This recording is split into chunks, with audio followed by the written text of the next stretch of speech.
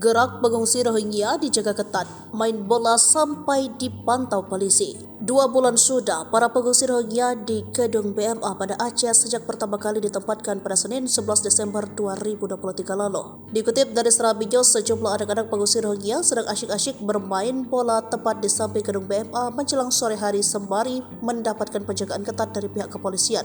Kapolresta Banda Aceh Kombes Pol Fahmi Irwan Ramli melalui Kasih Humas Ibda Trisna Zunaidi mengatakan pihaknya terus melakukan pengamanan gabungan dengan Polsek jajaran di gedung BMA Lampineung, tempat di mana para pengungsi Rohingya diusingkan sementara. Pihaknya juga menghimbau agar warga sekitar bersama-sama menjaga kondusivitas di sekitar tempat para pengungsi Rohingya ini berada. Kemudian apabila melihat hal-hal yang mencurigakan, masyarakat disilakan melapor. Agar melapor ke pos pengamanan BMA, kata Ibda Trisna kepada serambinews.com Minggu 4 Februari 2024. Kasih Humas Polresta Banda Aceh itu juga menyampaikan hampir 2 bulan berada di gedung BMA. Belum ada pelanggaran yang dilakukan oleh pengungsi Rohingya. Sejauh ini tidak ada pelanggaran di BMA, pungkasnya.